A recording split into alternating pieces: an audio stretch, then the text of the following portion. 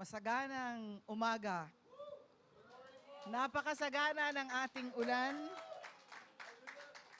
Alam niyo po, ito'y pinanalangin natin kasi po ay kulang na kulang tayo ng tubig. Particularly po, pinapupunta natin ang malakas na ulan sa Angat Dam because Angat Dam ay napakababa na po. 152, bago nag-ulan, 152 million cubic meters na po. Pag nag-149 po ito, state of calamity tayo. They have to ration the water. Pero nanalangin po tayo na umulan, pumunta doon sa Angat ang tubig, pero dahil napakaraming ulan, lagana po ito. Yung isa po namin kasama sa commission, nung isang araw ay tumawag kasi may meeting kami. Mayroon daw bang, tuloy daw ba meeting?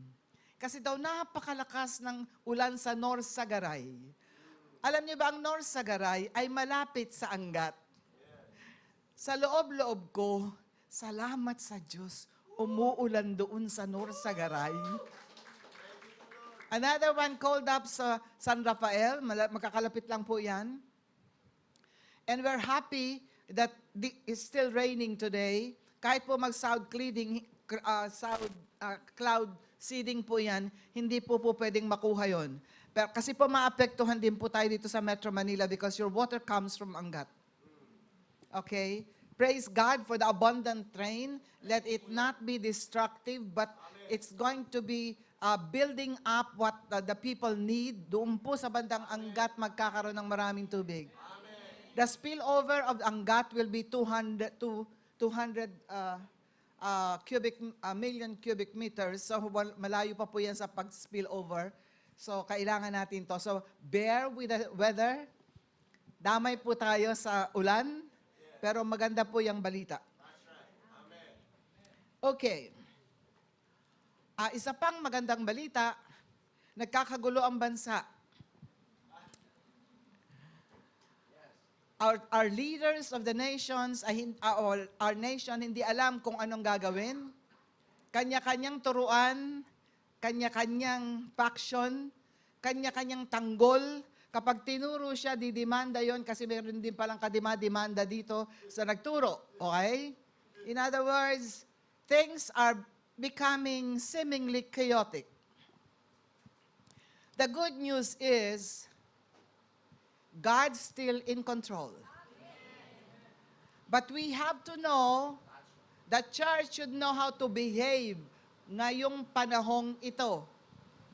We cannot be part of the division. We cannot be part of the partisan. We cannot be part of the chaos that is happening. We should be part of the solution. Apart from praying, the Lord is wanting us to do. Let me share with you, kasi po nung nagkakagulo na yan, sabi ko, sino na ba? Kasi even seemingly brothers in Christ are now included in the accusations and all. And we don't know the veracity of all this until the court will say so. So, lahat po ay nagbabatalya. Sabi ko, Lord, ano ba talagang ginagawa mo sa bansa? Siguro kayo alam nyo na rin kung anong ginagawa ng Lord sa bansa. Nilid po ako ni Lord sa Habakkuk. And I'm sure you have read this. You have read this account. And I'd like to go back to that. Just so to refresh us. Because ito po gusto kong sabihin sa buong Pilipinas para walang gulo. Okay? This is Habakkuk, the prophet of the Lord. And it seems like his complaints are our complaints today. It seems like what was happening during his time is being repeated in our times. I could just see the church. I could just see myself in the position of Habakkuk saying this. Sabi niya, can I read? Okay, Habakkuk. Meron ba kayong Bible? Okay. Ako po, mas gusto ko yung hardbound Bible. Oh, magaling ang inyong pastor, hardbound yan. Alam niyo po, marami po itong benefit. Kasi po pagka yung sa cellphone, ang cellphone po, ang daming temptation. Kasi lalo na kung nasa church. Kung nasa labas po, okay lang. Pero pag narito po sa church, you use your cellphone, there are other apps there that are more attractive.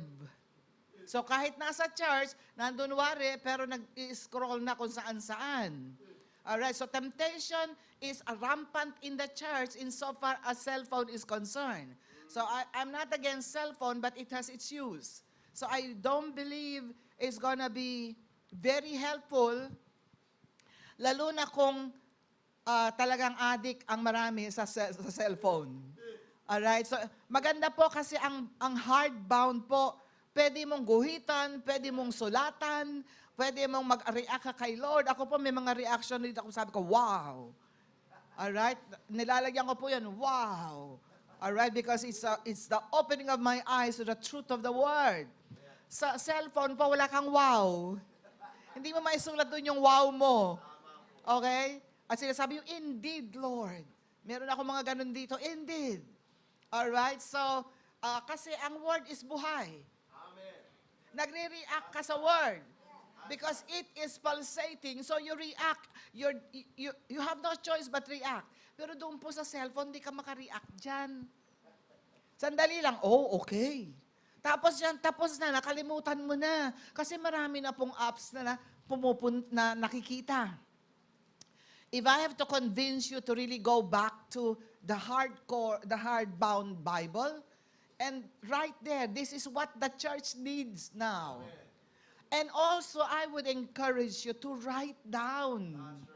Write down, have a notebook. Because when you write, your cerebral is included there. Habang nagsusulat ka, ayon sa mga scientifico, ay yung utak natin ay gumagana, so nare-register dyan yan. Na-activate lahat ang ating mga neurons. At sumasama tayo doon sa word. Ang dami pong benefit pag nagsusulat ka. Alright? Naalala ko yung mother namin, she lived to be 86 before she died. She attended a seminar of FGSD sa Montalban. Hindi alam kahit ng ka-team namin, na mother namin siya, 86 years old. She was writing down while listening. Kinuha nila ng picture. Sabi niya, ha? Si Pastor Obet ang kumuha. Tapos, sabi nila, tamo ito ang tanda-tanda na nagsusulat pa. Sabi namin ni Bishop, nanay namin yan. Ay, nanay niyo pala ito. At alam niyo po, sinama namin to sa Dubai, yung mga tao doon, siyempre sanay din sa cellphone, sabi niya, nasaan ang mga Bibles niyo? Nasaan ang inyong mga notebooks? Paano nyo matatandaan ang preaching? Parang ang gagaling nyo naman, maumpog lang kayo, nakalimutan nyo na yung teaching. Tama siya, di ba? Sinusulat niya. It's a very good discipline because you go back to that. Pagkatapos ito, you go back and say, tama nga yung sinabi ni Pastor. Okay nga ito. You cannot retain everything that we will say here. But you can review and the revelation will still multiply as you go through the word. Okay? Balik po tayo kay Habakkuk. Ito ang sabi ng iba, I have a coke. Alright. Sabi rito ni Habakkuk, how long, O Lord, must I call for help? But you do not listen. Or cry out to you violence, but you do not save. Why do you make me look at injustice?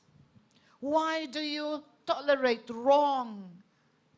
Nakikita ba natin to ngayon? Pareho lang pala tayo ni Habakkuk, ano?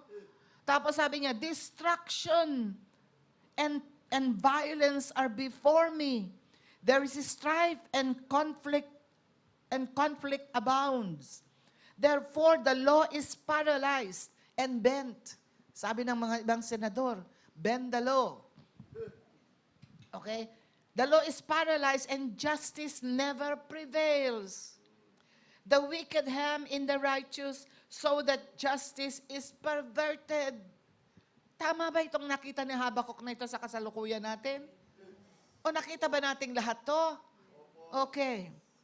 So, tapos sabi rito ni Lord, di ba? Pag nagsalita tayo kay Lord, nanalangin tayo, sasagot si Lord. Kahit hindi ka prophet, sasagot si Lord. Alright, so you don't need always a prophet to be around that you can know the answer from God. Sabi rito ni Lord, Habakuk, relax ka lang. Look at the nations and watch and be utterly amazed. For I am going to do something in your days that you would not believe even if you were told. So kahit pala sabihin sa atin ni Lord kung anong ginagawa niya, hindi natin mabibilieve kasi napaka-amazing. Hindi pa natin nakita sa ating history. Alright? So ngayon, sabi niya, tuloy-tuloy pa rin si Habakuk kung ano pa rin sinasabi niya. Okay. Sabi niya, pero doon sa 2, mukhang nakumbinsi na siya. Sabi niya, okay, sorry sa mga sinabi ko lahat. Now I know what to do. O sabi niya dito, sa 2, Habakkuk 2, I will stand at my watch and station myself on the ramparts. I will look to see what he will say to me and what answer I am to give to this complaint. So siya rin ang sumagot. Sabi niya, sige, doon na lang ako sa lugar na pinaglagyan sa akin ni Lord. Doon sa tower na makikita ko doon. At titignan ko kung anong sasabihin niya. In other words, kahit sinabi ni Lord, Habakuk, hindi mo maintindihan ang gagawin ko kahit sabihin ko sa'yo. Sabi niya siguro, sige Lord, hindi ko napapakailaman ng marami. Doon na lang ako sa tatayuan ko at doon ko pakikinggan kung anong gagawin mo sa aking kinalalagyan. Are you there? Ano sabi ni Lord? Then the Lord replied, write down the revelation and make it plain on tablets so that a herald may run with it. Yung pala, pag tumayo tayo doon sa lugar kamukha ni Habakuk, tuloy-tuloy ang pahayag ng Panginoon sa atin. At sabi niya, isulat mo yung sasabihin ko sa iyo. Isulat mo yung revelation para pag may nakakita, tatakbuhin din yung revelation na yan. Okay? For the revelation awaits an appointed time. It speaks of the end and will not prove false. Though it linger, wait for it. It will certainly come and will not delay. Mga kapatid, may ginagawa po ang Diyos sa ating bansa. Ang posisyon ng simbahan, we do not allow injustice, we do not allow corruption, but we do not take partisanship because it will mar our stand. We are not for DDS, we are not for BBM, we are for justice and righteousness, which should be the foundation of our society. Amen? Amen? Sige po, palakpakan natin ang Panginoon.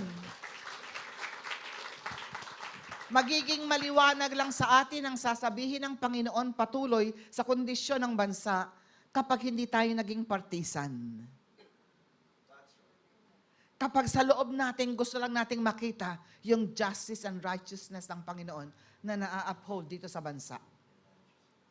Para hindi tayo nagagalit pagka sinasabi ng DDS na ganito o ng BBM na ganito. Naha-high blood ang marami, pati mga pastor. Nag-aaway-away. Alam niyo po doon sa amin sabi niya, naiinis ako kay pastor ganito. Ako po sumbungan kasi po ako pinakalola sa kanila. May disadvantage ninyo kasi naririnig ko pare-pareho mga sinasabi. Sabi niya, ako kay ganito. Sabi ko, bakit?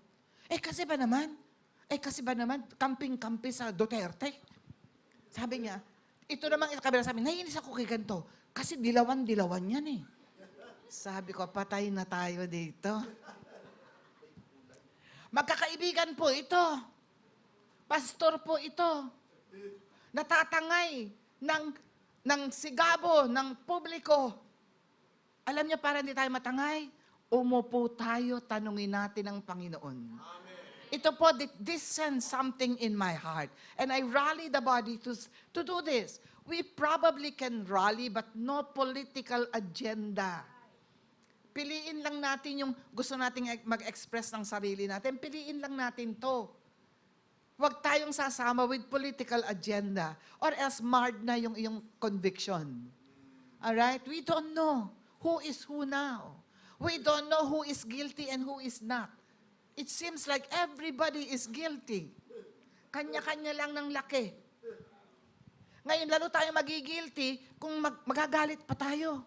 At magsasabi pa tayo ng kung ano-ano sa hindi naman natin dapat sabihin. Pwede bang tayong lahat, we just come to the Lord, Lord, what are you doing? Thank you that you are doing something in our nation. And even if we were told we could not believe it, because it's something amazing and we are amazed at what you are doing. Pero Panginoon, bulong mo naman sa akin. Unti-unti, ano bang ginagawa mo? Bubulong ba? O ito ginawa niya, sabi ng Lord, tatayo ako kung saan ako dapat tumayo. At magwa-watch ako kung ano talagang ginagawa ni Lord. Kasi hindi natin pwedeng ma-occupy lahat. Yun lang lugar na pinaglagyan sa atin. Ano ginagawa ni Lord doon? And sabi niya, sabi ni Lord, ganyan nga ang dapat gagawin. Watch, pray, and watch and pray. I will reveal myself. Write down the revelation. Okay? Para, hindi mo lang ina-write down. Shout out the revelation. Okay? And anybody who hears it, anybody who sees it, will also run. Like what we are doing now, I'm announcing what God is saying that nakukuha ko tungkol sa bansa. You can run it. Makita niyo nagwa-away-away sa simbahan, wag na lang. Sabi mo, mga kapatid, may ginagawa ang Panginoon. Alright, that even if we were told we will not believe it, let us just stand wherever we are, do what we can do. Let us share this to other people who are fighting, because we don't have to fight. We are all Filipinos. Amen. Much more, so we are all Christians. Amen. At kung magmumula ang away sa simbahan dahil lang pinuproteksahan si ganito, inaaway si ganito, hindi tayo kasama doon. Okay? Yun ang masarap kay Lord. Ngayon, pag binigyan ka ng revelation, run with it, write it down, shout it out, so that anybody who can see and anybody who can hear will run with it. Even the vision will tarry. It will surely come. Amen. Amen. I believe so. I'm looking at the revelation that the Philippines is going to be a beacon of light for other nations. We will be a country that other countries will covet. Many will come here and say, we would like to invest here. We would like to settle here. In fact, it's now happening. Foreigners are coming over and saying, it's good to stay in the Philippines. All right? So, wag tayong kabahan sa mga nangyayari. Get excited and get excited to really seek the mind and heart of God. It's time for the church to know. All right. So, balik tayo. Introduction pa lang yung kwento ko lang sa inyo yun, okay? Alright. Wala pa tayo. Actually, I prepared a preaching. Alam niyo po, ilang beses akong nagpapalit. Nakabuo ako ng 3 preaching. Sabi ko, Lord, bakit ba iba-iba ito? Pagising ko sa umaga, iba na naman. Pagising ko sa umaga, iba na naman. Alin ba talaga doon? Alam mo kanina, sabi ko, mukhang hindi ko rin mapipreach ang aking pin-repair. Next week ulit. Anyway, it's your anniversary. Amen. And praise God, you have reached 21 years. Wow, that's something. Hallelujah. I was there at the back. Sabi ko, Lord, what are you doing in this church? All right, I see you. You're very vibrant. You are a church that is alive. Hallelujah. Thank you. And there is something that is resonating in my heart while I was there. Pinapaupo nga ako kanina. Ay, pinapupunta ako rito. Hindi, doon ako nagpupunta. Okay. It's the word reset. There's going to be a reset of hearts. There's going to be a reset of this church. There's going to be a reset of where you are going. There's going to be a reset. Pero bago yon, okay. Pag nag-reset, hindi kayo magre-reset on your own. Sabi ni Lord, ito, makinig kayong maigi. Ang words na sasabihin ko sa inyo sa Bible, na napakinggan nyo na ito at nabasa nyo na. Pero meron akong hihilingin. Hingin nyo sa Panginoon ang bagong tainga at bagong mata at bagong puso para pag narinig nyo yung familiar na verses, hindi mo sasabihin, narinig ko na yan. Pinreach na yan ni Pastor. Alam nyo po, wala naman tayong ibang reference, Bible lang eh. Okay? So talaga pong magkakapare-pareho ang mga verses na isi-share ng mga pupunta sa pulpit. Kasi yun ang mga references namin. Pero, ang kakaiba rito, pagkakaiba ang pagkadinig mo. Kakaiba yung mata mo. Kakaiba yung puso mo. Lord, we thank you for giving us the open eyes and the open ears and the open heart to receive your word with freshness. Not familiarity, Lord, with freshness. Thank you for explaining to us, giving to us the revelation of your word in this season. This we pray in Jesus' name. Amen. Amen. Amen. Because there is a reset, you have done very well in the 21 years. Sabi ni Lord, forget the former things. It's so easy to bank on what we already have achieved. That will be dangerous for the church. That's why the Lord is saying, forget the former things. Whether how beautiful and how glorious it was. Behold, I am doing a new thing. And I'm sure you'll be able to perceive. Alright? At dahil bago ang gagawin ng Panginoon, bago ring pagresponde ang kailangan natin. Hindi po pwedeng parating ganun. Alright? Nakita ko na sanay kayong mag-flow doon sa pagbabagong ginagawa ng Diyos. Sabi nyo kanina, when you honor the man of God, dati pagkatapos, ngayon bago, that's a way of flowing with what the Spirit is doing. But this time is going to be a deeper reset of your hearts. Are you ready for this? Tell God, Lord, I am ready. I am excited for the reset. Okay. Hindi ko alam kung ba't itong binigay sa akin ni Lord. Itong matahimik ako doon sa likod eh. Sabi ko, anong reset? Anong reset? Okay. Okay. And Isaiah was saying, pag nag-reset ka, kailangan mo ang mga bagong bagay, bagong pananaw, bagong kalakasan, bagong resources, bago lahat. Ang maganda naman kay Lord, pag siya ang nag-utos, if it is His will, it is His will. Okay, so all we have to do is just obey. So because there is a reset. Isaiah 54 is saying, Isaiah 54:2, enlarge the place of your tent. Stretch your tent curtains wide. Do not hold back. Now this is told to people who are bold enough to step in faith or step in waters. Are you the one? Okay. Lengthen your cords. Strengthen your stakes. For you will spread out to the right and to the left.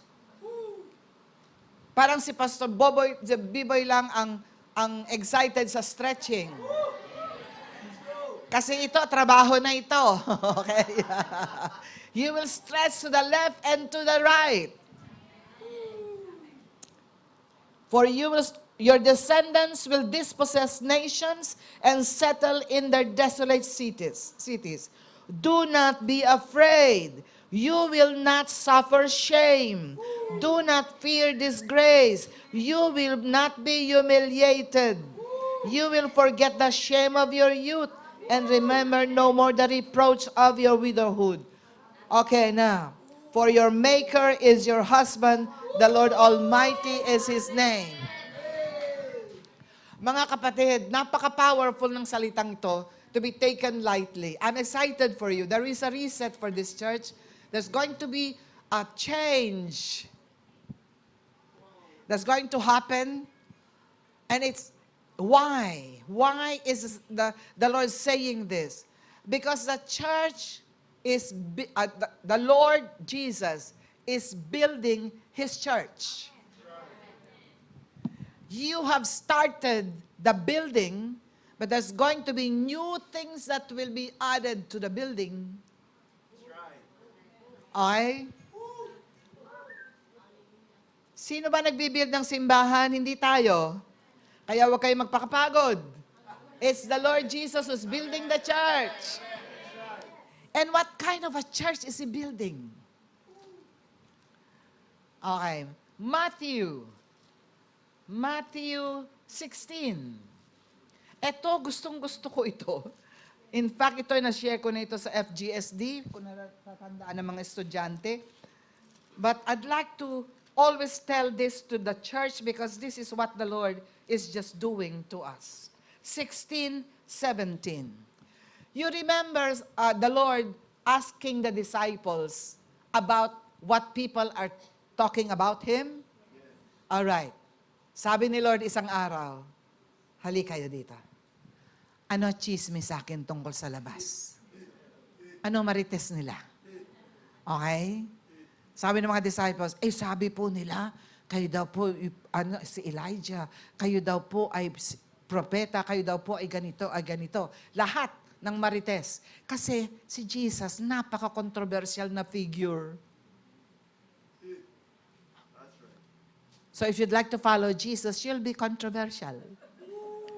At ang mga tao ay magmamarites tungkol sa'yo. Alright? Okay. Nabalingan si Peter. Sabi niya, okay, yan ang marites tungkol sa akin. Ikaw naman, Peter, ano naman ako sa'yo? Aba ang Peter, napakabrabado. Valedictorian to eh. Ang galing mag-recite. You are the Christ. The Son of the living God. Sabi ni Jesus, alam mo Peter, hindi mo yan nakuha sa libro. Walang teacher na nagturo sa'yo dyan. It's my Father who has revealed that to you. And upon this rock of revelation, that I am the Christ, I will build my church. Upon this foundation, that I am the Christ, I will put together my church. And this church, sabi ng ibang version, so expansive with energy. Lagi ko itong gustong isya. So expansive with energy that even the gates of hell cannot prevail over it. Ano ba yung so expansive with energy? Ano ba ibig sabihin nito? So talkative. So noisy. So vibrant. Na kahit na ang mga leader ng impyerno ay hindi sila masasaling. Walang puwang ang mga leaders ng impyerno para salingin ang simbahang ito. Kasi napaka-expansive, napaka-vibrant, napaka-talkative. Ano kaya ang pinag-uusapan? It's the Word of God. And that Word will never be able to put, the devil will not be able to put out that Word. When the devil hears the Word, they cannot try their tricks because they're afraid of the Word. Nilampaso na sila ng Word at ayaw nilang ilampaso ulit sila. Mangyayari lang to kapag ang simbahan so talkative about His Word, not our Word, but His Word. At ang simbahan na punong-puno ng salita, Diniposituhan niya ng Diyos ang napakarami sa loob. Yung salitang yon ang mag-unload lahat nung nasa loob na yon. Remember Ephesians, sabi niya, you are given all spiritual blessings has been given to you. Alright? Through your union with the Lord Jesus Christ. And you were given all spiritual blessings in the heavenly places. Remember, our source is the heavenly places. It's not your job. It's not your business. It's heavenly places. That is where you draw. Isaiah was saying there are specific things that are kept in heaven reserved for you. Pulled down by the declaration of His Word. It's only the Word that can pull that down. Whether it's spoken or written, you speak it. You declare it. Pag tamad ang bibig, wala kang mapupull down. Iiyak ka lang, Panginoon, ba't naman ang hirap? Panginoon, bakit naman ang sakit? Panginoon, ganito naman. All spiritual blessings are already given to you in the heavenly places. Binigyan ka nga ng down payment para ma-assure na lahat na iyong bibigay sa'yo. Habang ikay narito sa lupa, hindi mo kailangan yun sa langit. Dito sa lupa mo kailangan yun. But how many would live in turmoil? How many would live in anxiety and stress? And say, nagpapakalit ako. Ang hirap naman. Ngayon, ang gulo-gulo. Tapos, ang dami ng mamahal pa ng gasolina. Pambihira, magmamahal na naman. Alam niyo po, natuwa ako na sa obserbasyon ko lang. Alam niyo yung pinakamaingay na namahal ang gasolina, yun ang walang mga sasakyan. Ako, ingay nito, wala naman mga sasakyan to ah. Alright? Bakit kahit sa simbahan nangyayari yun?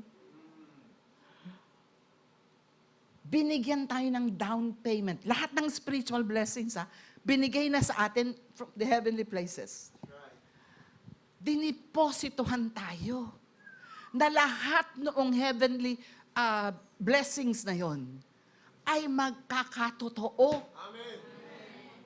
At ang idiniposit sa atin ay ang buhay ng Diyos through the Holy Spirit. Ephesians is saying, the Holy Spirit is given as a down payment. Like an engagement ring before the marriage. Na magkakatotoo ang marriage kasi may engagement ring na. Binigyan tayo ng Holy Spirit at sinasabing down payment pa lang yan. Because the Holy Spirit was part of the promise of God. That's right. O sabi ni Father, ayan na, Jesus, send mo na ang Holy Spirit. Kasi papanik ka na rito, send ang Holy Spirit. Down payment pa lang yan. Down payment, a guarantee that I'm going to be good to all my promises. Hallelujah. Oh. Mga kapatid, you are a walking missile.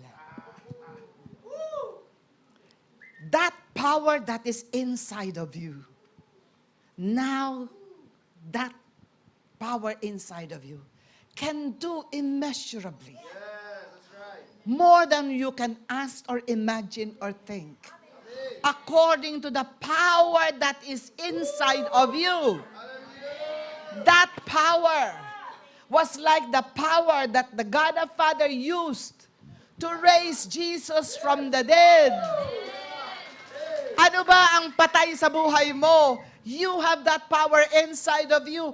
Powerful enough to raise you from that dead situation. Ang usually lang nating napakababaw. Hindi kayo yun, pero napakababaw. Sabi ko, napakababaw. Bakit ba mababaw? Lahat na ng kapangyarihan ibinigay na sa atin nandiyan sa loob natin. Through the power that is at work within us. That power is the same power that the Father used to raise Jesus from the dead. At sabi doon, that power is like the power that the Father used, or the Father used to exert. The Father exerted that His power to be able to raise Jesus from the dead. Can you imagine the God the Father, just na yan, nag-exert siya ng effort na napaka-powerful to raise Jesus from the dead. That power is the Holy Spirit that is living inside you and me. Kapatid, walking missile ka. You are about to explode anytime. And every time that you use that word of that life that is inside of you, you are throwing missile in the atmosphere. Anything not of God will be dissolved. Anything of God will come into being. Kapatid, yung missile na hinit sa Iran, na wipe out, namatay yung leader ng Iran, na wipe out yung kanyang mga nuclear plant, etc. Alam niyo ba? Napaka-powerful nun. Pero walang sinabi yun sa power na dala-dala mo. Kapag ito na-reveal sa atin, hindi ka maglalakad ng nakayuko. Hindi ka mag-iisip ng, wala akong ganito, wala akong ganyan, may sakit ako, may ganito. Hindi ka mag-iisip nun. Binigay na nga lahat sa'yo eh. Sa 2 Peter ba yan sinasabi, through His divine power, He has given you everything that you need for life and godliness. Through the intimate knowledge of Him. Kung intimate knowledge meron ka sa kapangyarihang daladala mo, lahat na ng mga kailangan mo for life and godliness is already given to you. Hindi mo yun i-exert. Usually, ang measure natin ng success ng spirituality natin, kapag marami na tayong pera, kapag marami na tayong sasakyan, kapag marami na tayong bahay, in-measure natin to sa ganito, kasama po yan. Pero, hindi mo kailangan i-exert lahat yan. If you are growing in the knowledge of the power that is inside of you, there are things kept in heaven for you that when your mouth speak it out, you pull them down, not for your own glory alone, but for the glory of the one who sent it and for the benefit of other people. I am so sad to see churches so inner-looking. Pagpunta sa simbahan, hirap na hirap pumasok sa pintuan. Hindi ikaw yon. Okay. Kasi may daladalang kabigatan. At this is a never-ending burden that Christians bring along. That's why we become unproductive. Alam nyo bang automatic yang lumalabas kapag aware ka kung anong meron ka? Minsan nga di mo napapansin. Alam nyo yung mga kotse, yung mga bahay na yan, settled na yan. Hindi mo nga hinihingi, binibigay. Naalala ko po minsan, hindi nagmamatter sa akin kung may sasakyan ako o wala, lalo nung bata-bata ako. Kasi I can move around, pwede ko mag-tricycle, pwede ko mag-jeep. I don't mind that. May mga sasakyan ng mga anak ko, may mga kanya-kanyang buhay, ayaw ko silang abalahanin. So, okay lang ako. One time, may DS kami, si Bishop Mario Tagyas namin. Sabi niya, hingin nyo na kung anong gusto nyong hilingin sa Lord. Nakaupo lang ako, sabi ko, ano bang hingin ko? Wala naman akong kailangan. Sabi ko, sige nga, Lord, di pala ako humingi sa'yo ng sasakyan. Sige nga, bigyan mo nga ako sasakyan. Pag sabi ko nun, nilapitan ako ni Bishop Mario, sabi niya, bibigyan ka ni Lord ng sasakyan. Ano sinabi ko? Lord, bigyan mo ako sasakyan. Hindi ko sinabing, sige Lord, magtatrabaho ako na maigi, mangungutang ako sa ganito, mag-loan ako sa ganito. Lord, kailangan ko sa sasakyan, kasi pastor ako, kailangan ko. Okay? Ako po ay babaeng gala, kung saan ako nagpupunta. Ang necessity sa akin, I did not realize it was a necessity for me. Hindi po yun luxury sa akin. Nung sabihin po yun, sabi ko, thank you. Sabi ko, ang bilis ha. Sabi ko lang ngayon, meron na kaagad. That was, I think, December. February was my birthday. Binigyan nila ako ng gift na Pinaghanda nila ako. Alam niyo naman, si ba, yung, alam niyo po ako, nahihiya po ako pag ginaganon ako yung may bonggacious na handa. Ako kasi gusto ko tahimik lang ako sa birthday ko. Gusto nila mag-ingay. Bahala kayo kung gusto niyo mag-ingay. Okay. Actually, sila nag-i-enjoy pag birthday ko, hindi naman ako. Para mga bata, di ba? Pinagbe-birthday natin mga bata, ang matatanda nag-i-enjoy, di naman yung bata. Hindi nila naintindihan yun, di ba? Ako po, hindi ako masyadong maano do sa celebration ng birthday. Napapagod po ako doon. Gusto ko lang tahimik, kakain lang ako ng kung ano bang gusto kong kainin. Gusto nila, sige, bonggacious yun. So, okay na yan. February yun. Tapos, March, pinag-preach nila ako. Ang preaching ko, you can now, immeasurably, etc. He is able to do beyond what you can think or imagine, according to the power that is at work within you. Bago yun, may kaibigan ako sa church. Sabi niya sa akin, gusto mo bili kita sa sakyan? Sabi ko, bukas na gabi na. Ulitan naman siya, gusto mo bili kita sa sakyan? Bukas na nga, gabi na. Tapos sabi ko, Sunday, nakasara ang mga ano. So, biruan lang namin. Yung pala, totoo sa kanya yun. But anyway, so isang Sunday, pinag-preach ako. So, nag-preach ako. After the preaching, sabi nila, pwede po mga-request kayo dito sa platform. Ino-honor nila. Sabi ko, bakit double-double honor naman? Nag-honor na ng, hindi ko na birthday, may ganito pa. Sabi ko, sa loob-loob ko lang. Tapos, sabi niya, meron po kaming gift sa inyo. Binigyan nila ako ng, parang yung kanina, na box na gano'n, ng relos. Sabi niya, buksan niyo po. Tapos, nung bubuksan ko na, yung dati yung aming simbahan ay glass yan. Yung glass ay bumukas, tapos parang sini. Tapos yung kotse ay bumiblink-blink. May ribbon pa. At sabi sa akin ay, i-drive nyo na. Kasi po nagda-drive ako when I was younger. Ngayon po hindi na po. Ito na aming pilot, si Brother Rex. Okay. So nung buksan, sabi, tiningnan ko yung aking assistant pastor na ngayon pastor na. Sabi, siguro nabasa niya isip ko, sabi niya, don't you worry po. Hindi po namin sa pondo ng simbahan kinuha yan. Sabi ko, better be or else pasosoli ko sa inyo ito. So sige po, drive nyo na po. Punintahan ko, blink, blink, blink, blink. Okay. Pati po, driver, binigyan nila ako. Inuupahan ng simbahan. Okay, kinukwento ko lang po. Kasi po ay, yun naman po ay settled na sa Lord. Pag kailangan mo talaga yan, ibibigay talaga. O minsan pa, again, sabi niya, bibigyan ka ni Lord ng bahay with a second floor. Meron na po akong bahay, first floor. Bahay po namin ay simple lang, bungalow. Hindi naman po ako nangangailangan ng malaking bahay kasi hindi naman ako masipag maglinis. Kasi parati ako wala sa bahay. Okay. So kaya hindi naman ako nangangailangan. Pero nililinis po namin bahay namin. Anyway, sabi niya may second floor yun. Sabi pa niya, whether you like it or not. May banta pa. Yung mga nakapaligid sa akin, mga pastor, sabi niya, Lord, pag ayaw ni Tita Eva, amin na lang. Pero ito pa, balik ako sa kotse.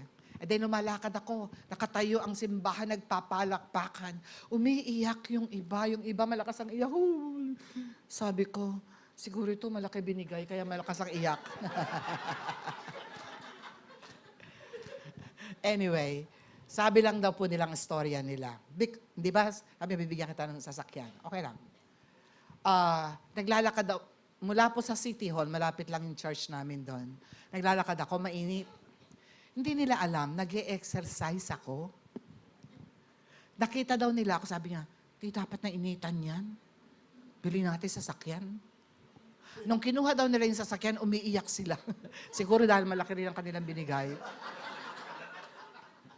Sabi daw nila, di pa tayo nakapag-bless ng ganito kay Pastora Eva.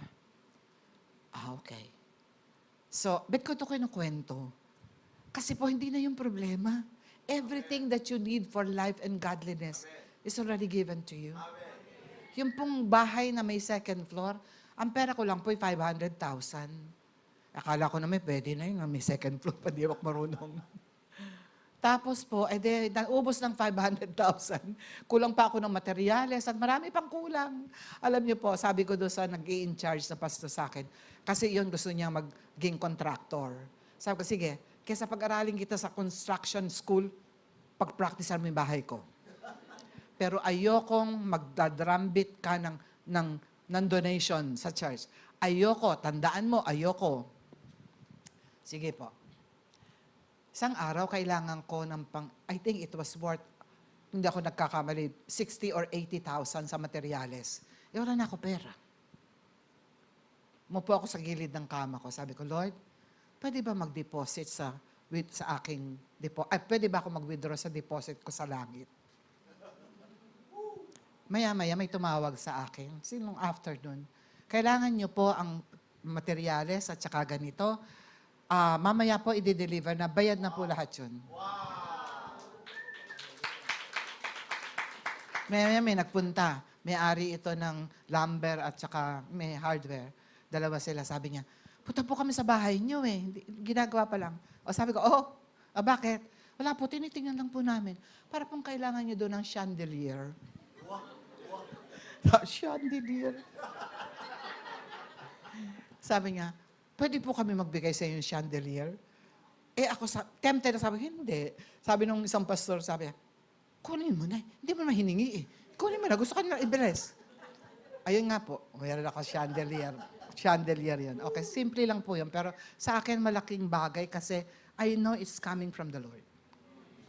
Everything that you need for life and godliness, minsan nga hindi mo na kailangan, binibigay pa. Hindi mo nga hinihingi, binibigay. Bakit may ganun? Kasi sinasabi ng Lord, ito ang available sa aking mga anak. Ito yun. Sabihin lang ng inyong bibig. Sa pagkakilala nyo sa akin na ako ang provider. Sabihin nyo lang. Huwag kang pumunta sa akin para kang pulubi. That's right. Don't come to God like a beggar. That's right. Whatever you need, yung sabi, Lord, tulungan mo naman ako, wala na akong pag-asa. Hindi mo kailangan ipamalimos ang pag-asa. Siya ang pag-asa ng kaluwalhatian. Sabi mo, Lord, kailangan ko po ang pang-matrikula. Anak kay, That's right. Panginoon, salamat. You supply everything that I need for life and godliness. In the intimate knowledge of you, you are my provider because you provide everything that I need according to your riches and glory by Jesus Christ. What are you doing? I am withdrawing from the deposit that you have given me. And now you are telling me you are my provider. I know you are. Kailangan ko po kapayapaan. Lord, na-stress ako. Okay?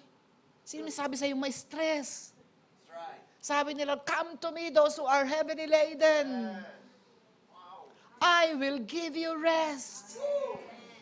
Hindi naghinto doon. Take my yoke upon you and learn from me. Ang hirap, pumunta ka tapos naglakad ka mag-isa. Ilan ang beses tayong umiyak sa harapan ng Diyos sa mga issues ng buhay natin. Pag alis natin, umiyak nga tayo, inisip natin, sige, pinakinggan mo ako, umalis ka. Pero mabigat pa din. At pareho pa rin problema ang hinaharap mo na hindi na nasusolusyonan. Alam niyo bang hindi lahat ng problema may solusyon dito sa mundong to? Maaring ang problema mo, masolusyonan yan doon sa lahi mong susunod.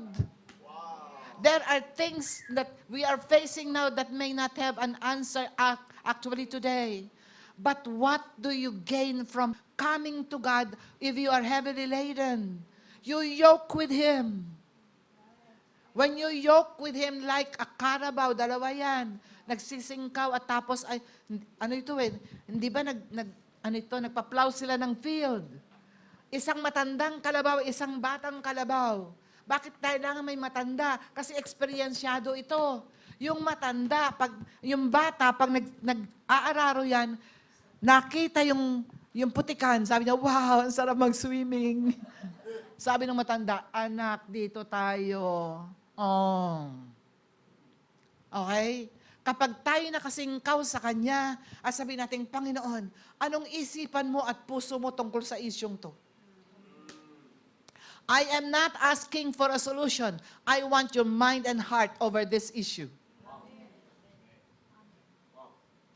When you do that, you become not only a believer, but you become a disciple of Christ. Come to me, those who are heavily laden. I will give you rest. Hindi period. That's right. Take my yoke upon you. Sumingkaw ka sa akin.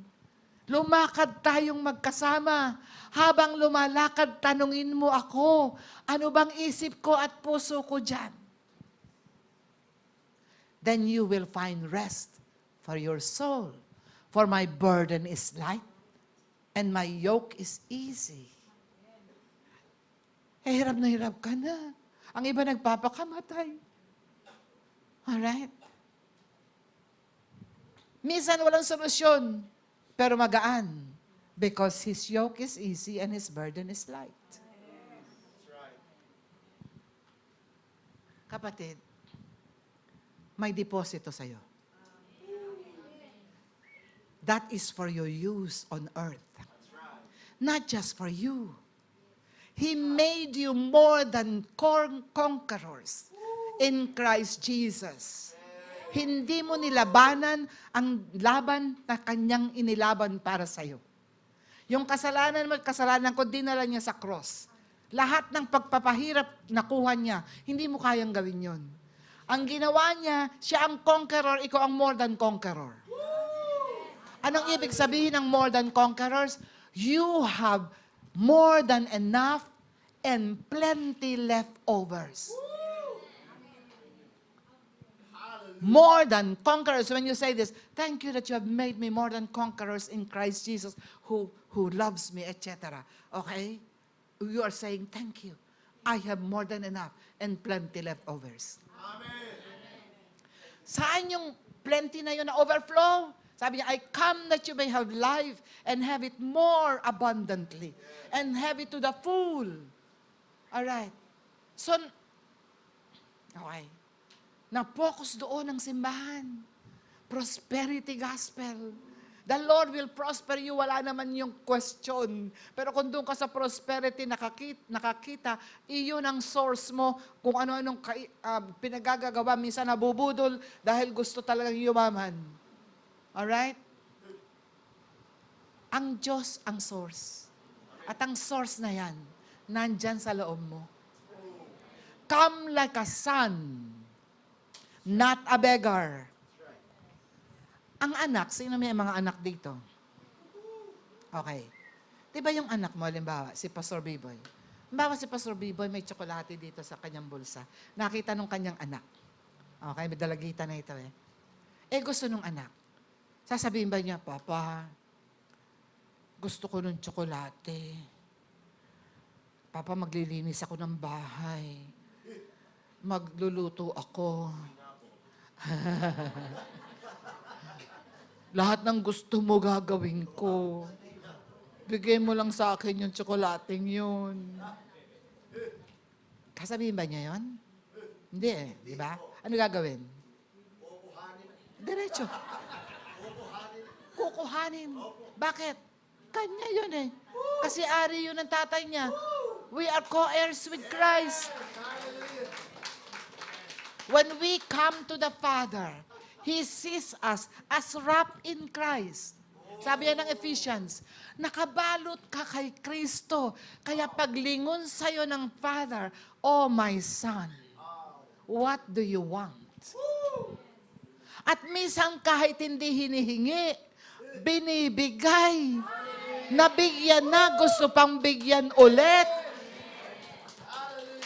Kasi anak, mula ngayon walang iiyak na Kristiyano.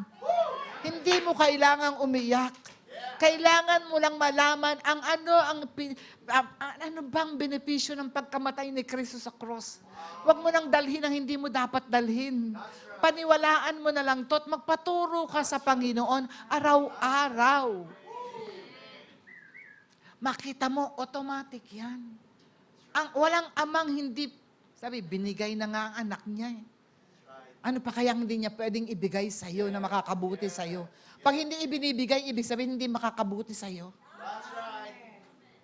Pero kung kailangan mo, it is the pleasure of God to give you everything that you need for life and godliness. It's deposited inside. Know the Word. Know the Word. Hindi mo pwedeng, ay nako, kaya ni Lord yan. Anong kaya? Anong sinasabi ni Lord na kaya niya? I can do all things through Christ who strengthens me. Hindi pwedeng sabihin, kaya ni Lord. Sabi niya, anak, ano yung salita? Balik mo sa akin. Hindi yan babalik sa akin, hindi ko yan fulfill ang purpose. Ay, kung mahirap to. Pero I can do all things through Christ who strengthens me. Lord, I am withdrawing from the deposit. May sakit. You already have carried all my transgressions. And by your stripes I am healed. Sabi ni Father, nagwi-withdraw. Pa-withdrawin natin. Sino rito may sasakyan? Alam niyo po, tinuro sa akin ni Lord to, meron itong parallel sa atin. Pag nagpunta ako, dati kasi 500 lang, 1,000 lang. Pagpunta ko sa gasolinahan, gano'n, 500, 1,000, 1,500, 2,000, malaki na po yun. Sabi ni Lord, ba't hindi mo magpa-full tank? Tuwing pupunta ka sa gasolinahan, full tank, automatic. Alam niyo po, sabi, hindi ba yun, deposit ko pala yun eh. So, pupunta ako sa gasolinahan, pagpunta ko doon, full tank, automatic. Full tank, automatic. Mula noon, hindi na ako naglilimandaan, hindi na ako nagba 1,000, hindi na ako nagto 2,000, full tank, automatic. If you can learn to withdraw from that deposit, which is full tank, and you just have to withdraw and use it for the concerns of God. That church is going to be so vibrant.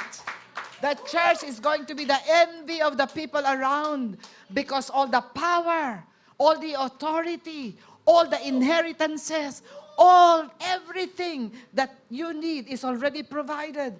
Then time will come like what Zechariah was saying. 10 people will hold you, the hemline of your skirt and say, we would like to go with you because God is with you.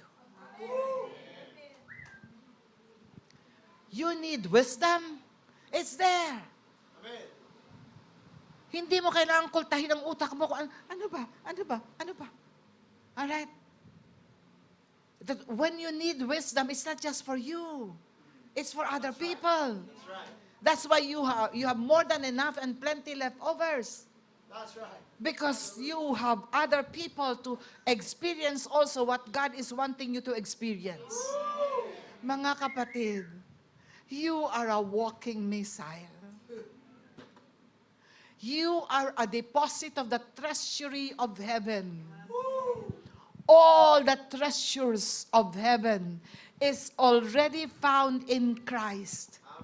And Christ is in you.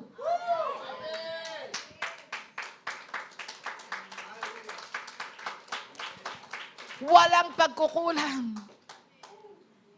Kailangan mo ang peace. Nandun yun. Sabi doon, huwag kang don't be anxious about anything. Mahirap kasi marunong pa tayo sa Diyos. Mag-anxious muna ako. Baka hindi kaya ni Lord to. Hindi niya kaya maging anxious. Ikaw lang may gusto. Do not be anxious about anything, but in everything, present your petition to God. With thanksgiving.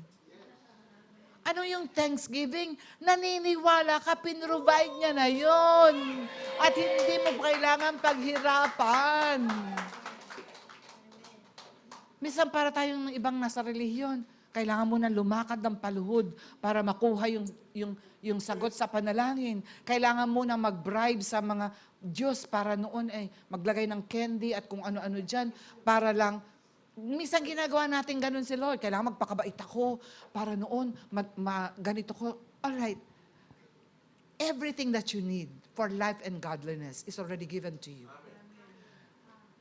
You are given promises so that you can participate in the divine nature of God. Nandyan yung God sa loob mo. You will participate in His divine nature. Ano bang nature ng Panginoon? Love. Kung aware ka dyan, merong hindi ka mahal-mahal, Lord, thank you for your love. Let me withdraw from the deposit. Thank you for forgiveness. Thank you for rest. Thank you for everything. Thank you that I am holy because you have made me holy. Hinoli ka na nga Hinahihirapan pa si Lord sa'yo kumbinsin na binigyan ka na nga ng holiness. Binigyan ka na nga ng righteousness. Gusto mo pang patunayan na magiging righteous ka on your own. Hindi ka magiging righteous on your own. Yun yung old self na hindi pwedeng bumait, kaya pinatay na rin ni Lord yun. That's right. You are here because you have decided to follow Christ. Amen. Let me just say this. If you have decided to follow Christ, deny yourself, pick up your cross, and follow me. Deny the old self, the desire of the old self. Deny sinning. Deny all those things that you've been doing before. Deny yourself of that. Pick up your cross. Ano ito? This is a life of sacrifice. Ayaw ng Kristiyanong nagsasakripisyo. You are sacrificing not for yourself. You're sacrificing for others. Alam niyo po, ang daming mga may sakit sa ospital na gagaling kapag tayo'y nag-deny ng sarili natin. At pinick up natin yung cross. We cannot do the work of the cross. We can only do the sacrifice, walking the way of the cross. Hindi tayo pwedeng mag-multiply if we will not follow that principle of denying yourself, picking up your cross, then following Him. Because in following Him, there is where He makes us in His likeness. Your destiny is not to be rich. Your destiny is not to be popular. Your destiny is not to hold great positions. They are good, but it's not your destiny.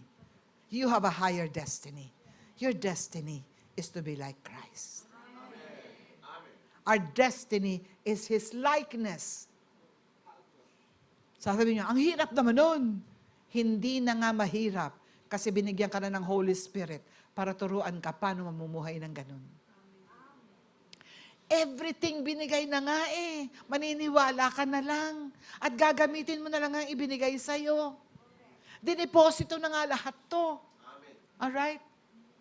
Okay. Dineposito na. May deposit na ay pang-withdrawin. Pero mahirap ka mag-withdraw pag di mo alam na dinepositohan ka. You have a deposit of the rest of God. When Jesus went up to the Father, finishing all the work, He has presented His blood to the Father, redeeming us from the sin that we have committed. Then after that, He sat at the right hand of the Father, a posture saying, "It is done. I'd like to have my Sabbath. I am resting." Kaya siya nakaupo katabi ng Father. Pero hindi naman siya nakaupong solo doon. He made it a point that all of us will be seated together with Him at the right hand of the Father. And when you are seated at the right hand of the Father, you are enjoying the same rest. Nakita niyo ba si Jesus nagpanik? Ay, nagkakagulo sa Pilipinas. Paano kaya gagawin natin dito? Okay, makigulo na rin tayo, Father. Ay, nagkakagulo doon sa kung saan-saan. Do you know that He is seated on the throne and He controls the nations, the affairs of the nations? It's not the enemy. He knows His time. He knows what He is doing. Amen. And if you are seated with Him, you should know what you will do. And if you are seated with Him, you are also rested together with Him. At ang problema, dati, ay tinitingnan mo ng ganon. Ang hirap naman. Andito ako. Ang laki-laki ng problema. Paano kaya masusolusyonan to? Hindi. Nakaupo ka kasama ni Kristo. Ayan ang problema. At your feet. At sabi mo, ang ka lang naman pala.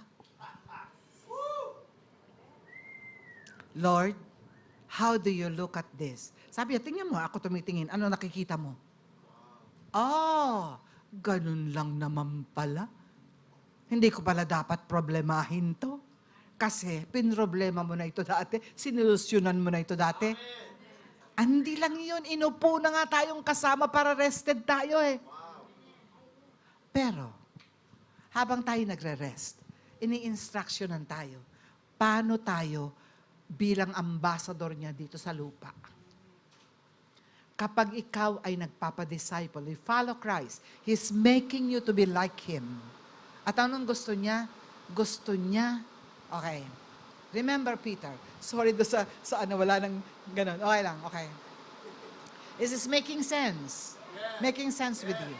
If you know that everything has been deposited, everything that you need for life and godliness is already there, i-withdraw mo yun. Legal right mo yun eh. Anak ka eh. Hindi ka beggar. Tandaan mo, hindi ka beggar. Alright? Naalala ko, nung ako'y nagsisimula sa Panginoon, I had to be totally stripped of everything that I know. Alam niyo po, may kayabangan po ako eh. Nung ako'y hindi pa born again. Alam ko po kasi matalino ako. Kaya lahat ng bagay may solusyon sa akin. Yung opisina po namin, lahat ng tao doon sa akin nagpupunta, kailangan solusyon. Pati boss ko sa akin nagpupunta. Anong gagawin natin, Eva, dito? Sa loob ko, parang ang dali lang nito, hindi pa nila alam. Kasi po parang ang dali lang sa akin nun. Pero I came to a point when I could not solve my own problem. So sabi ko, bakit di ko ma-solve to? Di ba magaling ako? Parang nagwe-wear out na ba yung galing ko? I was pinned on the wall. I wanted to kill myself. And di ba marunong ako mag-drive? Gusto ko bilisan, bangga ko na lang yung sarili ko kasi wala na akong pag-asa. No, sabi ko, hindi na mababago ito. Naman na lang, magpakamatay na lang ako.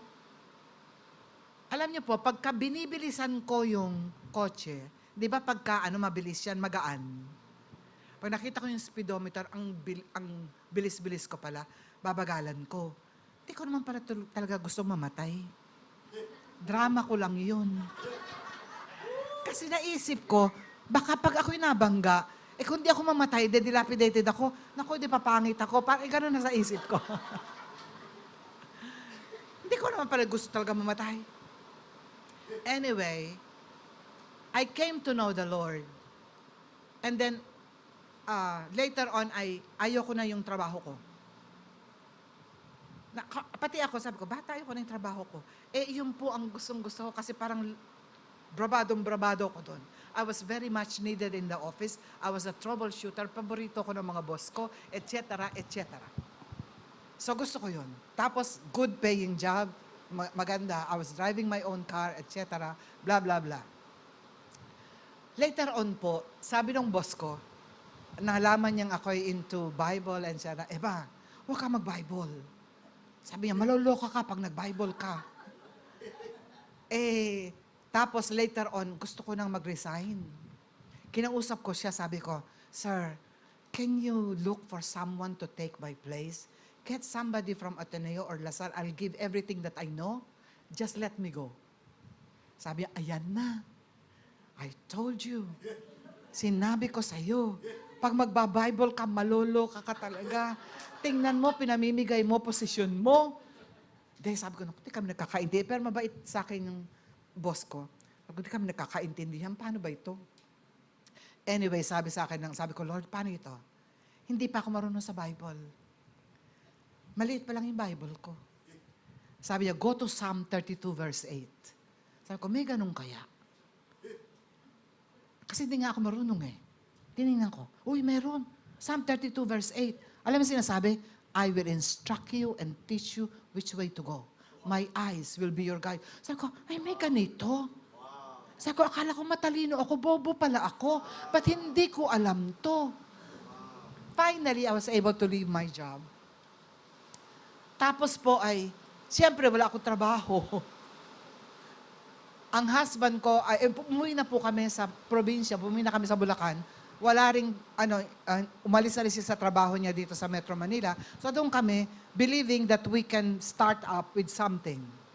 So wala kaming hanap buhay, wala kaming pera, so meron kaming kotse. Ang ginawa namin, pinagbili namin yung kotse. Tapos, ang husband ko kasi mahilig siya sa farming, mahilig siya sa mga animals. So, bumili kami ng mga itik.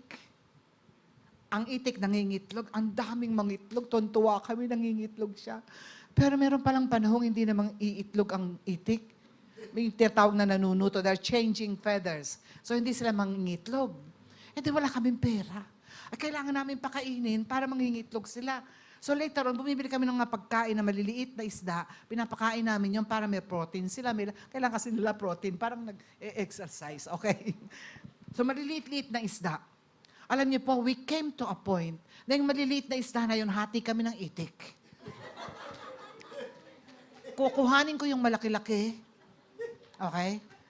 Piprito ko yun, itotorta ko yun. Lahat na ng dish, lahat na ng menu, ng maliit na isda, nagawak paksiw yan, etc. Alright? Tapos hindi rin na ano yung mga itik, namatay din sila, etc. Wala. Meron pong tumubong patola sa aming gilid. Alam niyo patola? Oh, alam niyo yan. Okay. Hindi ko tinanim. Tumubo. Araw-araw masaganang patola.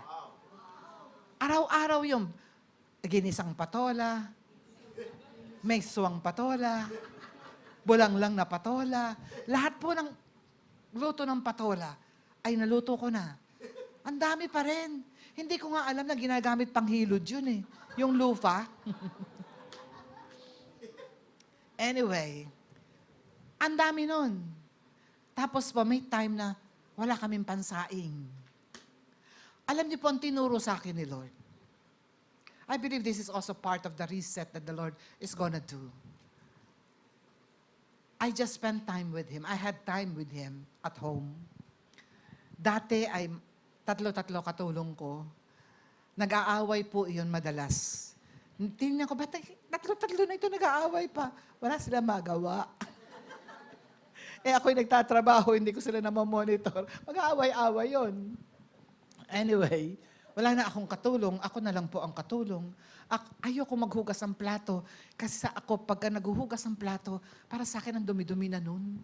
Gusto ko na itapon lahat. Hindi ako maanong maglaba. Hanggang ngayon, ayoko naman naglalaba. Pag nakita po ako labada, nagkakasakit ako. Kasi may tagalaba ako. Hindi nga ako bumili ng washing machine that time. May tagalaba talaga ako na tatlo nga sila eh. Hindi maglalaba. Okay, anyway, ako naglalaba. So masakit sa kamay kasi hindi ako marunong maglaba. Sabi nung isang kakilala ko, naglalaba ka, hindi mo nilalaban yung damit, ang daliri mo nilalaban mo. Sabi ko, bakit ang sakit? Pag nabasa yun, naninigas yung kamay ko. Maghuhugas pa ako ng plato. Sakit. Tapos yung mga beddings, ang bigat-bigat nun. Alam niyo po, sa lahat ng iyon, ba't ko yun na-enjoy? I knew I was under discipleship. I was under training before God. Kasi hindi ko yun mai-endure. Habang ako po ay naguhugas ng plato, sinasabi ko, Lord, I know you are training me. Kasi ayaw ko ito eh. Yung ayaw mo, doon ka ite-train. Sabi ko, sige, make me the best dishwasher. So habang nagdi-dishwashing ako, Nagwo-worship ako. And thy faithfulness through the skies be exalted, O Lord. Okay. Alam niyo po, yung aking boses, hindi ko napansin, rumirepeke yun hanggang ikatlong bahay. At nung may kumakatok sa aming gate, sabi ng kapitbahay namin, "Sto ka maingay, siguro nagpe-pray." Sabi ko, paano kaya niyang nalaman nagpe-pray ako? So yun siguro, inisip niya nagpe-pray ako, yung ganun. Alright? Tapos po, yung beddings, ang hirap labhan. Alam niyo po ang ginawa ko, batsyaya na. May kantang, "You are the words and the music," mga luma ito na. Sino nakakaalam na? "You are the song that I sing." Ako lang, mga 78 na po ako, kaya alam ko yun. Okay? Yun ang mga song ko. Sabi ko, "You are the words and the music. You are the song that I sing. You are the harmony. You are..." Sino may sabing, hindi ako marunong sumayaw? Doon, no? Wala lang akong banner. Okay. Ade tapos, malinis. Bigat ko yatang ito. Alright. Doon sa presensya ng Diyos, I came to know God personally. Nagwawalis po ako isang araw. I sense the presence of God. Binitawan ko yung broom. And, ako, all the glory of your presence, we are, give you reverence. And all of a sudden, I was translocated somewhere else. Wala ako doon. I saw malaking rock, nakaupo ako, tapos may body of water, ganda-ganda ng tubig, may mga puno, may mga bulaklak, at mayroong verses na umaangat. John 14 yata. Yung sabi ko, ano kayong John 14 na ito? And eventually, after that, bumalik ako. I didn't know it was portion of heaven that I reached. Pag nakakakita ko ng body of water papuntang Baguio, di ba, marami dyan yung mga falls, tapos may mga water, tinitingnan ko, sabi ko, "Lord, there is nothing like what you showed me." Yung palang John 14 was saying, "In my Father's house, there are many mansions. I will go and prepare a place for you." Kasi po ang prayer ko dati ay papatayin ako ni Lord, tapos po dadalhin ako sa langit, tapos babalik niya ulit ako. Sabi ko, "Lord, pag pinatay mo ko, sasabihin ko doon sa mga kasamahan ko, huwag akong galawin kasi babalik ako. Hindi mo na ako imbalsa mo." Para naman pag inimbalsa mo ako, yung kapangyarihan ni Lord, hindi pwedeng gumalaw, ano? Pero hindi ako pinatay, dinala ko in a portion. Okay, so tahimik ako. Hindi ko ito parating kinukwento, pero ano yan. Si Bishop Mario, umuwi. Sabi niya, "Ate, pinauwi ako ni Lord." Sabi ko, "Bakit?" "May kukwento ka raw sa akin." "Ano?" "Yung dinala ka raw niya sa heaven?" Sabi ko, "Ha?" Wala pa akong pinagkukwentuhan. Pakialam talaga si Bishop Mario. Pero kinonfirm niya lang sa akin yung experience ko na yun. Alright. These are part of the deposits that we have. Yung mga pinag-uusapan nating translocation, nagka-aral pa tayo paano mati-translocate.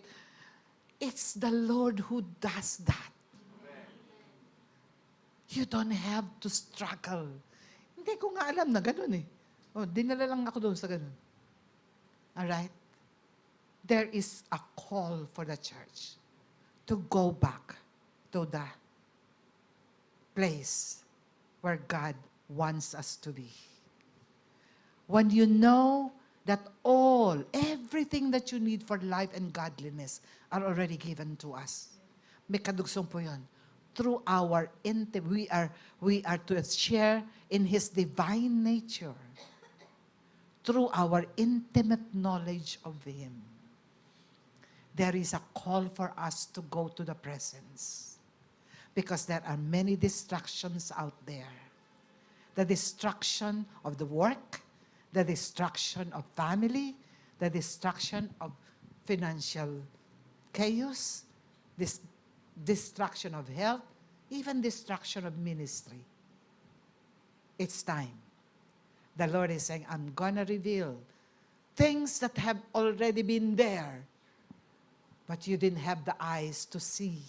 Now you will see it. I'm going to speak of things that I have been speaking before, but your ears could not hear. But this time, you will hear. I will cause you to experience what I have prepared for you. There are things kept reserved in heaven for you, specifically for you, pulled down by your declaration of His Word.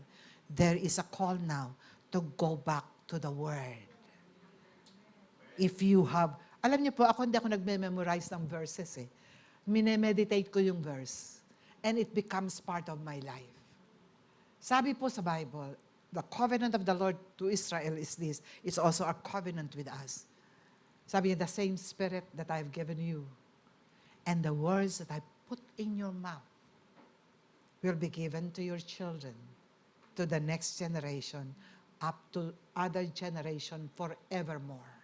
Mga kapatid, in other words, the Lord is wanting us to experience the Word and the Spirit, because this is the inheritance we will give the next generation. How much of the Spirit do you know now? How much of His teachings do we know now? He's bringing us to the likeness of Christ. What is that for? Likeness means to operate and function like Christ. That's right. That's right. Hindi po yung, kamukha ko ba si Kristo? That's right. Kasi bait ko ba si Kristo? Hindi. You operate and function like Him. He wants people on earth that will represent Him properly. That's right. There are people in offices. There are people in school that need Christ. But they could not see Christ. They should see Christ in us. All right? Mga kapatid, you are a walking missile ready to explode. You are fully automatic. You are full tank automatic. You just have to use it so that another full tank automatic will be given to you. Kapatid, yung word na binigay sa'yo, naghahanap yan ng pwedeng mag-overflow, na pwede mong ibigay para nun may susunod pa. Okay? There were words given to us that became alive to us. Yun yung bibigay natin sa next generation. Hindi naman paramihan ng salita eh. That's right. Pero kailangan may salita ka, araw-araw, para meron kang papamana sa susunod na lahi.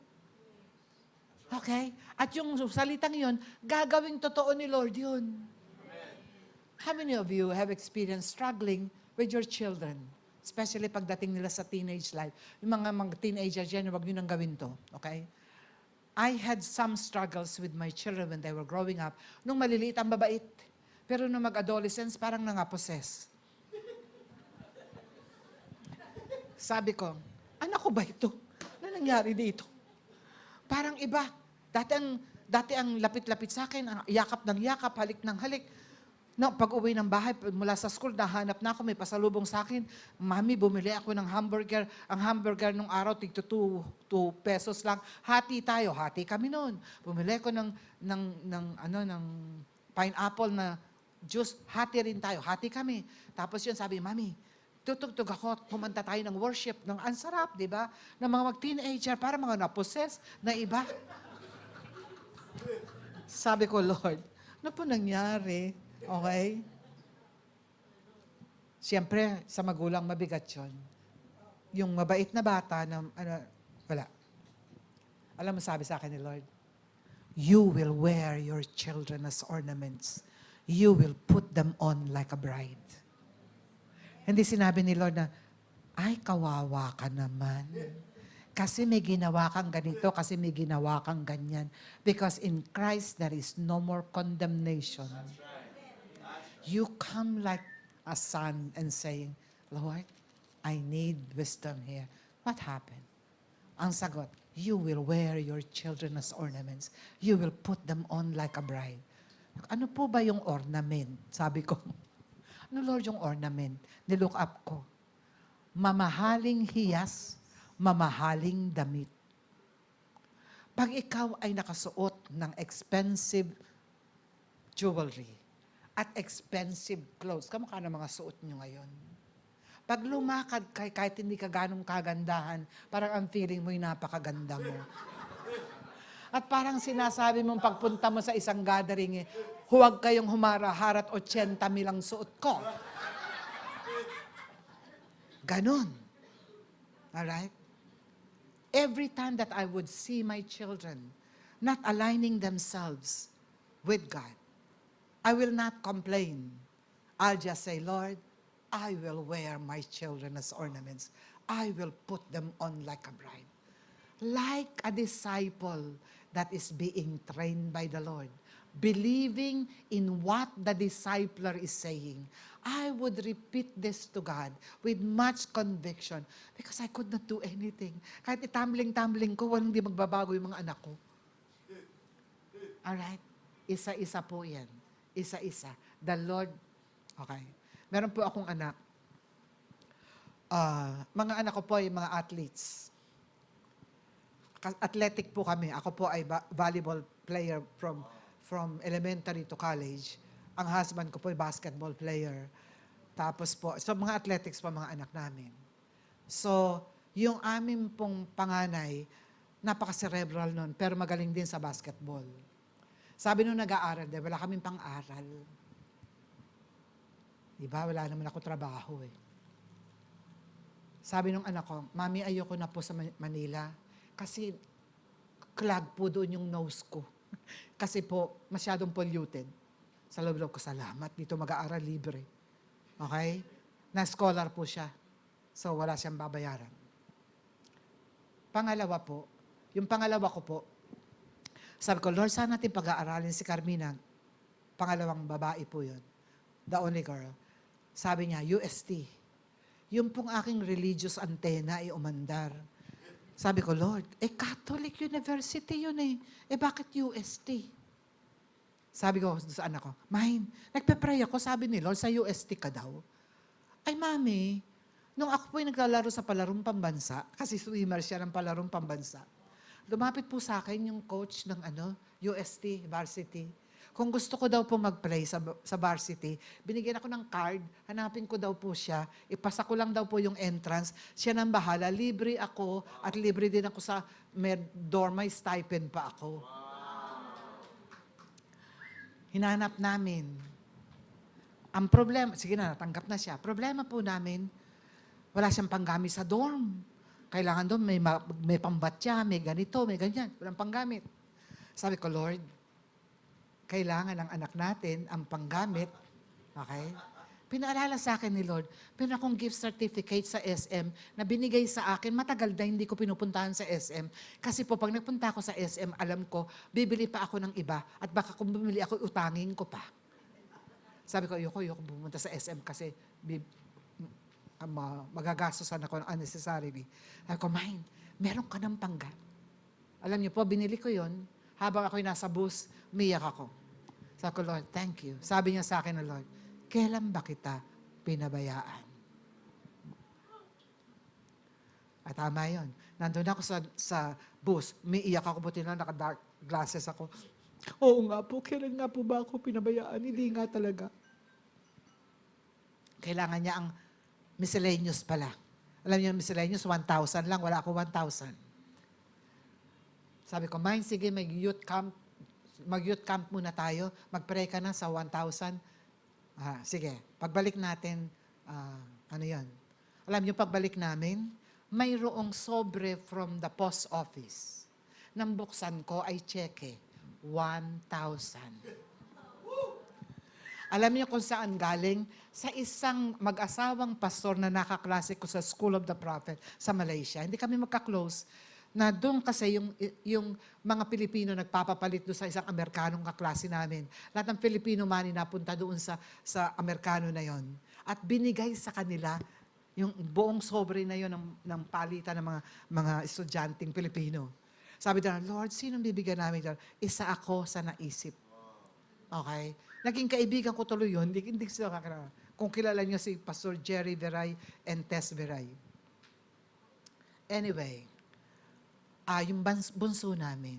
So, nag-aral siya sa UST. Later on, nag-aaral siya, nagsuswim siya, alas 5 pa lang, nagsuswim na. Later on, nagkaroon ng mga hematoma. Nagkataon po na yung aking panganay ay nag-OFW siya. Nakuha siya kasi engineer siya, nakuha siya ng isang shipping company. Tapos sabi niya, Mine, umuwi ka na lang sa atin, doon ka mag-aral sa CEU. You now have your tuition fee. Kasi meron ng provision si Lord. Okay? Umuwi siya doon. Na-scholar din po. Sabi nung anak ko, di ba ganito ang tuition?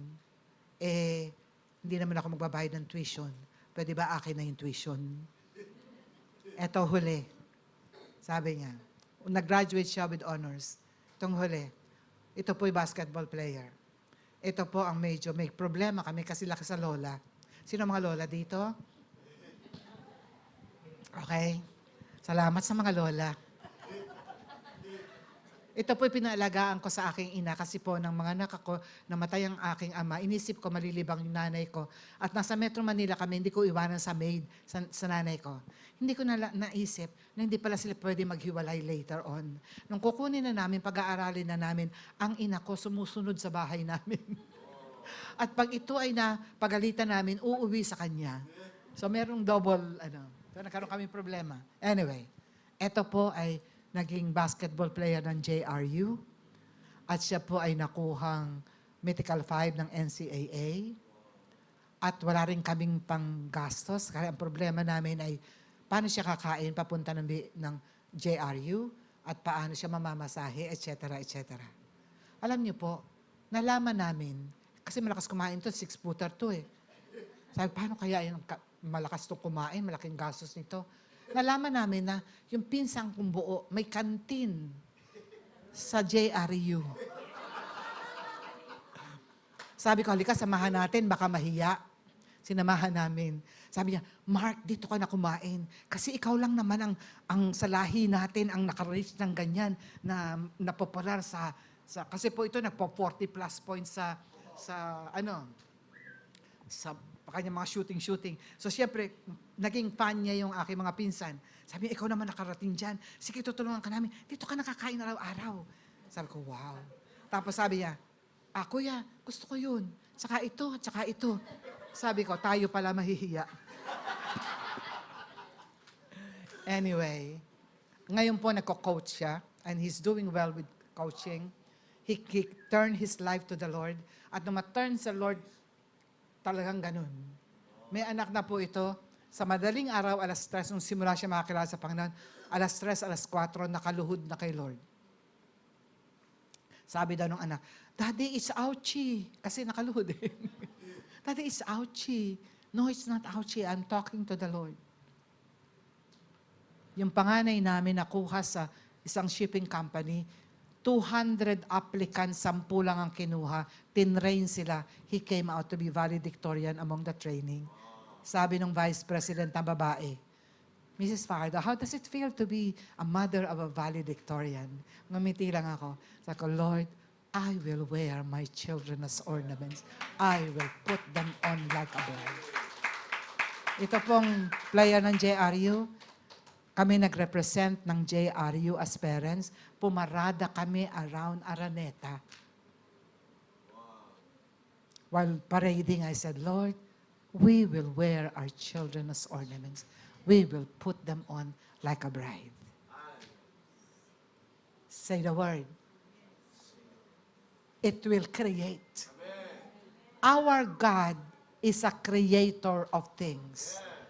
And in Genesis, He showed how He created. Through the Word. Through the voice. The deposit that we have inside is voice activated.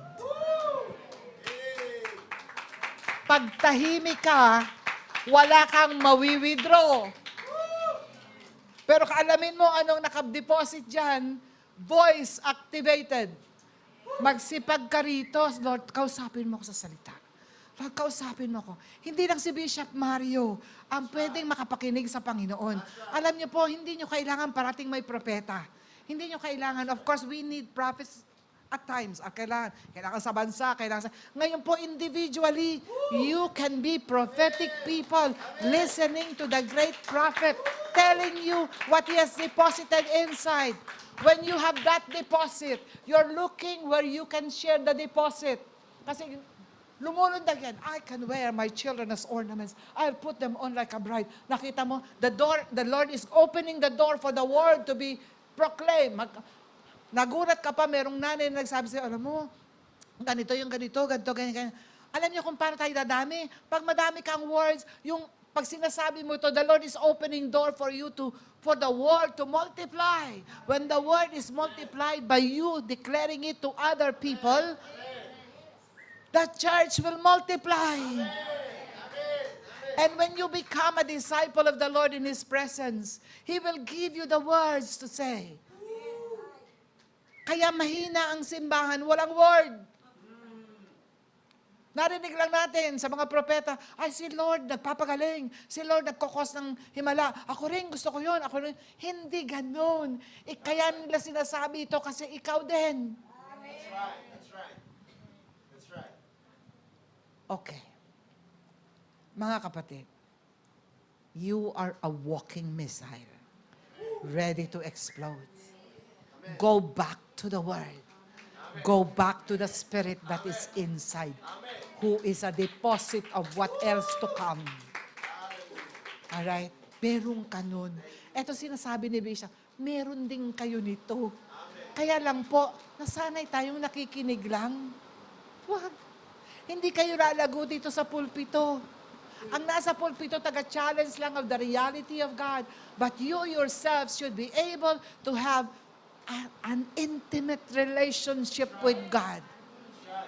In His presence, when you go there, and you have the Word, that Word will open doors for multiplication. The key is discipling. The key, you become a disciple of the Lord in His presence, then you are able to disciple others with the things that the Lord has taught you. What are these things that I'm telling you? What are these things that is bubbling in my spirit? These are the things that the Lord has given me. These are the things that the Lord has discipled me to understand.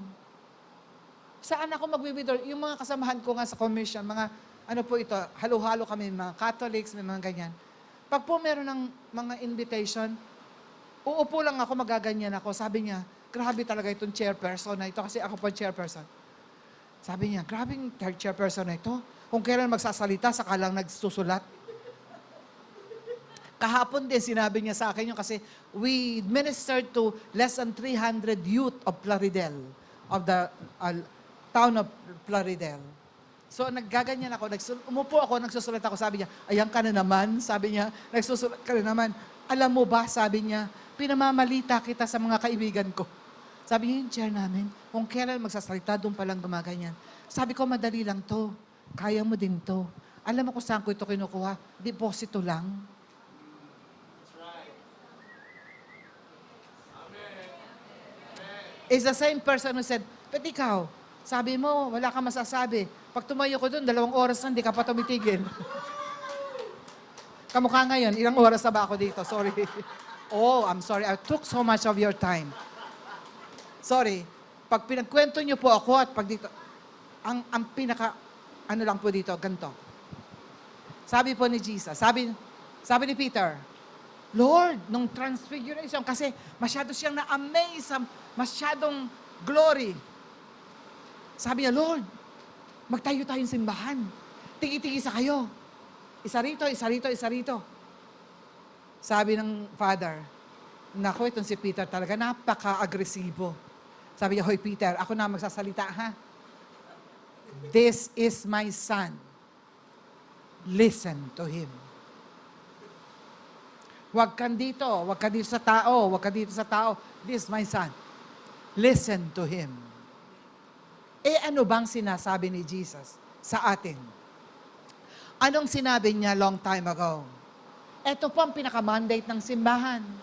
Hindi sinabi na, sige, mag-church planting kayo, mag-evangelize kayo. Hindi, ang sabi, go into the world and make disciples of all nations, baptizing them in the name of the Father, the Son, and the Holy Spirit, and teaching them what I have commanded you to do. Teaching them what I have taught you. May tinuturo ba sa atin ng Lord? Meron ba tayong nakukuhang revelation every day? Iyon ang ating gagamitin para tayo makadisciple. Pag wala kang word, hindi ka makakadisciple. The church will never grow. That's why, yung iba nagpupunta kasi may needs sila, pero hindi sila nag-stay. Bakit? Hindi sila naalagaang ma-disciple in the presence of God and in doon sa mga discipler. Only a disciple can disciple. A church could be big. It's not the size of the church. It is a church that is transformed, that can grow. When the church is transformed, we can grow. We can multiply according to our kind. Kung ano lang tayo, yun lang multiply natin. Alright. So the key to growth is being discipled in the presence of God, listening to Him, knowing His mind and heart about things, going out and discipling others in the things that we have heard from Him. When that happens, the Spirit will be able to propel us to where He would like us to be. Then signs and wonders can follow. Because we know the voice of the discipler. We know to follow the voice. Okay? All right. Lord, I thank you for this church. I thank you for the reset. I thank you that you have deposited everything that we need for life and godliness. Let it pulsate in their hearts, Lord. And let there be a return, let there be a turning of hearts to the resetting that you are doing. New things will come. The old is already gone, Lord. But new things will come. Let them be open to the new things, Lord. It has been deposited there, and the Holy Spirit will just palalabasin po ito ng Banal na Espiritu. Salamat po, mayroong kang bayan na gustong magpa-disciple sa'yo. So that in turn, we will be able to disciple those that you would like to add up to our numbers daily. Salamat po sa simbahang ito. Lord, thank you for the reset. And thank you for the enlargement of the tent. Thank you na mapupuno po ito. This room will not be able to contain the disciples that you are going to put in this church. Not those that are just wanting to satisfy their own personal needs, but those who would like to really deny themselves, those who would like really to follow you, those who really would like to pick up their cross and follow you, so that you can make them into what you want to make them. Thank you, magiging makakahawa po ang simbahang ito. Lumalakad pa lang sila sa labas ng assignment. People notice them because they carry your presence. And people will say, we would like to go with you because you have the Christ. Lord, thank you. Even for Biboy and Joanne, Lord. Let there be a, Lord, salamat. Nagpapalsate sa puso nila ang bagong reset na gagawin mo sa simbahang ito. Let it be also for the other pastors, Lord. Lord, they will bubble in your presence because revelation after revelation will be unfolded. Lord, they don't need prophets to do this for them. They need the prophet, the great prophet, to tell them the direction that you want them to pursue. But Lord, let there be a reset. Let there be a turning back to the Word and the Spirit. Thank you, God. In Jesus' name. Amen and amen.